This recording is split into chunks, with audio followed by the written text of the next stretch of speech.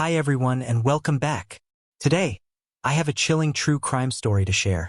Before midnight on October 25, 2023, police discovered a woman's body in the bathroom of a school's gymnasium. The authorities described her as a woman in her early 20s and determined her death to be a homicide. They reported that she had severe head injuries, making her unrecognizable. The next morning, the school sent an email to all students' parents, stating that the school would be closed for the rest of the week due to a critical incident. They assured the parents that no students were involved in the incident. So what happened?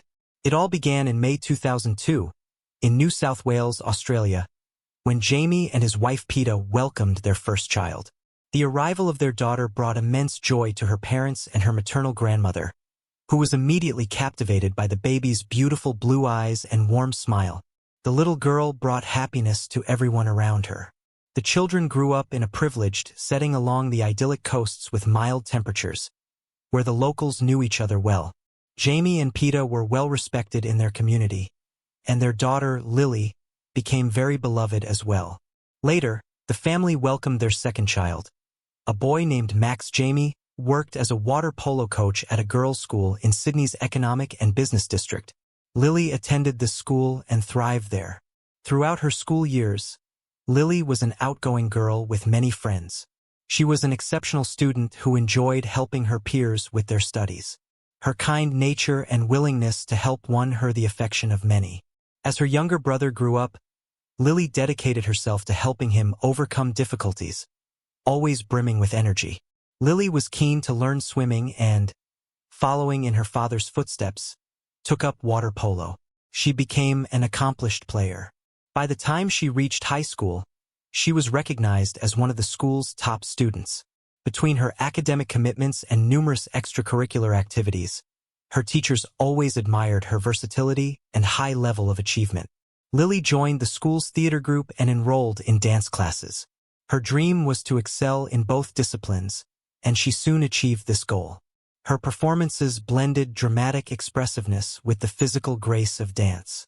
Knowing she possessed this talent, Lillie prepared to participate in a festival where contestants could showcase their skills and compete in various categories, ranging from theater and dance to other artistic representations. The event provided constructive feedback from qualified judges, helping participants improve and promoting musical sponsorship within the community.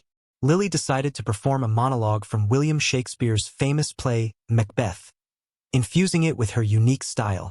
Instead of relying solely on dialogue and facial expressions, she conveyed the emotional journey of the main character through movement.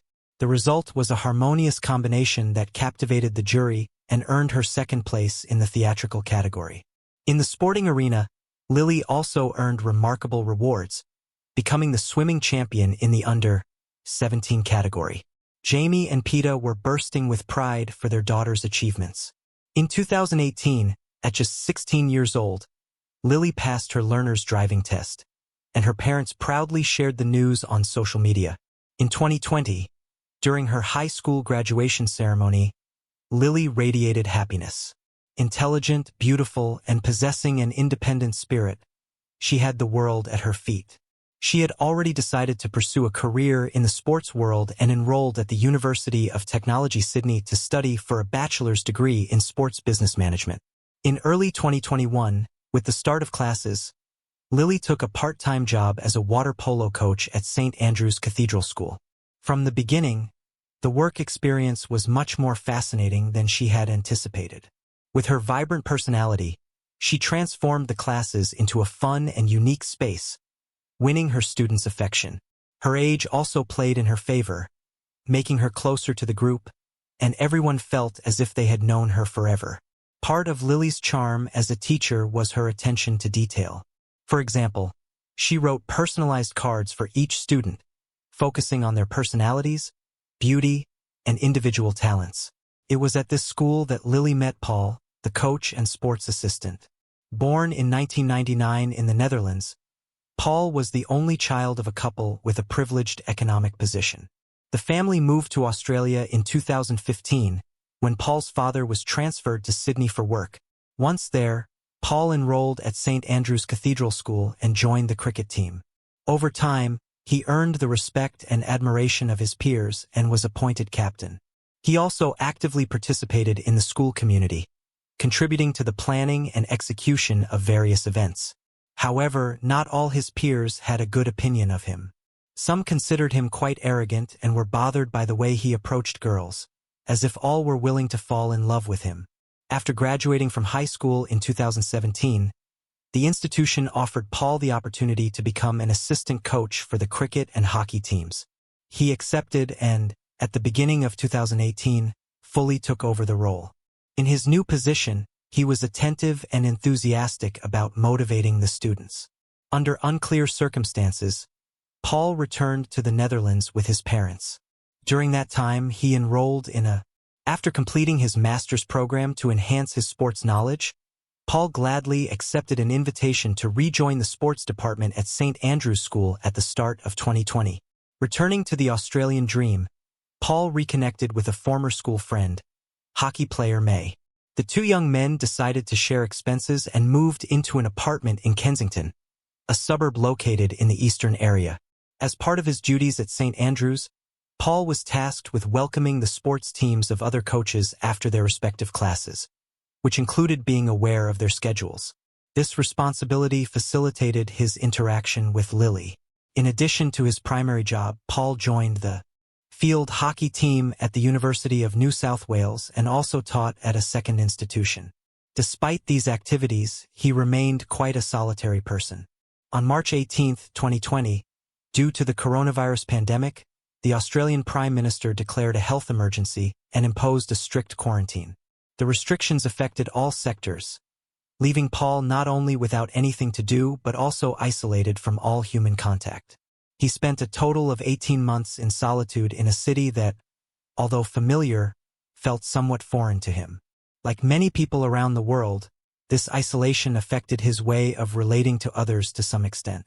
By mid-September 2021, as the restrictions were lifted and things began to return to normal, Paul resumed his activities. He quickly became an essential part of the hockey team to the point where his image was used in promoting the games. Amid this period of openness, he had already shown a particular interest in Lillie with intentions that clearly went beyond mere friendship. However, according to the students, she was not the only one to whom the young coach dedicated his charming efforts. Some of his students viewed him as someone who inappropriately flirted with the school's teenage girls. Despite these concerns, many considered him an essential part of the team. His exceptional performance was crucial in leading them to the final of the Sydney Hockey League, even though they were defeated in that match on September 9, 2023. A few days later, Paul finally gathered the courage to ask Lillie out, and she accepted, happily unaware of any rumors about him. Their first date turned out much better than either had imagined, leading them into a passionate and swift romance. However, the intensity of their feelings did not make them overlook the importance of discretion, especially considering their work environment. Thus, they opted to keep their relationship private. Initially, Lillie kept her part of the agreement, but Paul, on the other hand, couldn't resist boasting to his students and began to hint that he was dating her. As expected, the rumor gradually spread throughout the educational center until, in the first days of October 2023, Lillie learned of his indiscretions and felt betrayed. For her, it was not a minor issue, as the way he bragged about their relationship left her exposed to criticism, leading to disappointment. The romance was just 5 weeks old, and if she couldn't trust him, she was determined to end it. She couldn't continue with someone like Paul. Despite his insistence and attempts at excuses and justifications, Lillie made it clear there was nothing more to consider. It was definitively the end of any interaction between them. In a matter of hours, Paul's hurt from the breakup turned into anger, not at himself for breaking a promise, but at Lillie for not forgiving him. Such anger led him to imagine various scenarios, all aimed at harming the young woman. He then decided to go to a hardware store and chose what he considered the ideal weapon: a hammer. On October 25, 2023, Lillie left her house and attended her university classes as usual. In the afternoon, she went to the school for another workday with her students. Meanwhile, Paul rented a silver car and arrived at the school in this vehicle. He didn't get out, he just stayed there, waiting patiently until the activities ended around 7 p.m. When the water polo students left, Paul finally made his way towards the institution's gym, carrying the hammer. Once there, he saw Lillie enter the bathroom and followed her. All his movements were recorded by the security cameras at the location inside the bathroom with no witnesses. They argued everything happened very quickly, almost as swiftly as their brief love story had begun. Then, amidst the shouting, Paul managed to gain the upper hand and overpower Lillie. The newly purchased tool was used to end her life. He then took the girl's backpack and cell phone, and about an hour later he left the bathroom. This sequence was captured again by the surveillance cameras. Afterward, he drove to the area known as the Gap, known for its cliffs. As he walked around for the third time, Paul was recorded by security cameras. Meanwhile, Peta and Jimia tried repeatedly to contact their daughter to know of. Desperate, they decided to alert the police. The authorities immediately took notice of the situation and began searching for Lillie. Around 10 at night, Paul sent a text message from the young woman's phone asking Jimia to pick her up at the school without giving further explanations. An hour later, the 24-year-old perpetrator made an anonymous call to emergency services, reporting a body in the St. Andrews school gym and stating that the case needed investigation. After hanging up, he disposed of the hammer and Lillie's backpack in a garbage bin. He then abandoned the rented vehicle and walked to the edge of one of the cliffs, jumping and ending his own life. When the police arrived at the school following the anonymous call just before midnight, the institution was in complete and utter silence, the opposite of its usual bustling energy in the gym. As soon as the officers saw the silhouette on the floor, they realized their worst fears had come true. Lillie's body lay lifeless. However, due to the severe injuries she suffered, investigators were initially unable to identify her. In the course of the investigation, the officers' first task was to seize the gym's security camera footage. Next, the team traced the anonymous call. It became quite clear that whoever had made it was likely to provide more information. Some reports state that the first thing they determined was that the number belonged to Paul, and they began to call him insistently. They didn't suspect him at the moment but wanted him to share everything he knew. Unfortunately, Paul did not respond to the calls. Shortly after, the investigators were able to locate where the call had been made from. Thus, in the early hours of the morning on Thursday, October 26, 2023, the police arrived at the Gap area and cordoned off the surroundings. After patrolling and conducting thorough searches, they discovered the hammer, which was immediately considered the fatal weapon. Finally, the agents found Paul's belongings around 4 in the morning. The police officers requested the school authorities to suspend classes until the investigation was concluded. This measure was communicated to all parents and guardians through a text message mentioning a critical incident, naturally causing panic to set in every home in the community.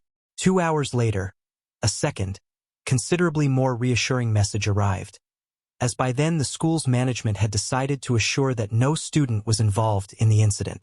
However, after a sleepless night, Lillie's parents received the devastating news of their daughter's cruel fate. Within minutes, the family's home was filled with neighbors and friends, all ready to offer as much support as possible in a situation no one could have ever imagined. Thanks to the gym's camera footage, the police identified Paul as the young man who had followed Lillie. From there, authorities were able to outline the nature of the relationship between the main suspect and the victim, thus identifying a motive behind the crime. However, due to the lack of clues about his whereabouts, investigators began to consider the possibility that Paul might have taken his own life. Regardless, boats and even a helicopter were deployed along the coastline to find him.